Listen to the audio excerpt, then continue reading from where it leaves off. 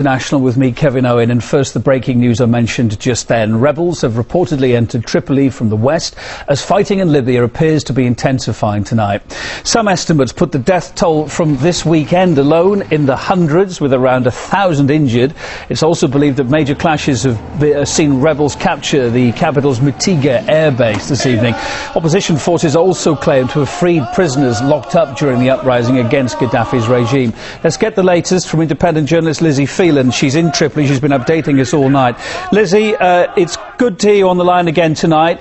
All reports saying that fighting is raging around the capital. From where you are, what can you tell us?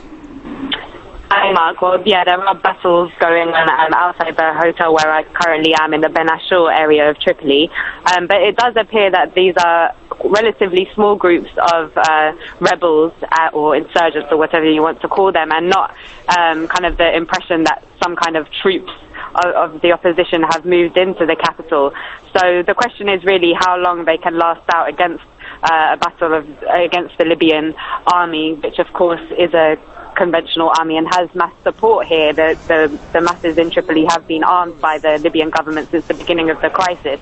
So really we're just waiting it out and seeing how long this is going to last over the next few days. But as I said, they don't have any kind of popular support, and they don't have they don't seem to have any large numbers inside the capital, so it doesn't look as though it will last for very long. Lizzie, paint the picture for us. What is the position on the streets tonight? Are there a lot of Colonel Gaddafi's forces out on the streets if the worst should happen?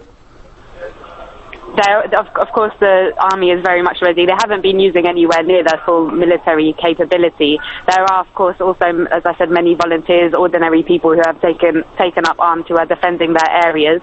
But this is isolated. It's not the opposition haven't taken any key parts of the city. They are merely street battles. There's snipers from the rebels inside people's houses, taking cover behind families, which is one of the reasons why it's so difficult to get rid of them. So rather than them taking any key positions, what it's doing is to the Libyan. Lizzie, we're having a few problems with the phone line from Tripoli tonight. Obviously, there's some problems with it, with everything that's going on around you there. Earlier on, Colonel Gaddafi went on TV to say that he would protect Tripoli, he wouldn't leave Tripoli. He also called on people there to take up arms and protect the capital. What has the public response been? You're saying that a lot of the public in the city are very much behind him. What was the response to taking up arms? Well, yes, as I said, many of the people who have been defending the streets are ordinary people who have been armed since the beginning of the crisis. They've set up checkpoints across the city.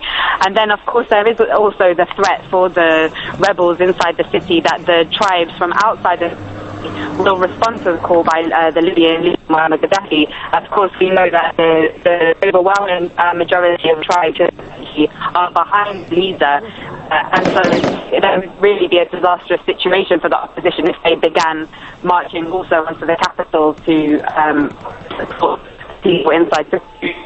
Yeah, Lizzie, I want to try and stay with you as long as we can. Again, we're having some problems with the phone line from you there. I'm taking in what you're saying, that there are no, as you can see at least around you, no huge pitched battles on the streets. Nonetheless, we hear that the rebels, with NATO clearing a way for them, are on their way. No matter how you look at it, the tension is certainly ratcheting up tonight. If they do get into the city, the rebels, what sort of battle could there be?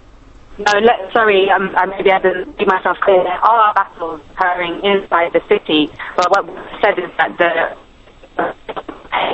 key parts of the city, there's really minor battles in the streets, and also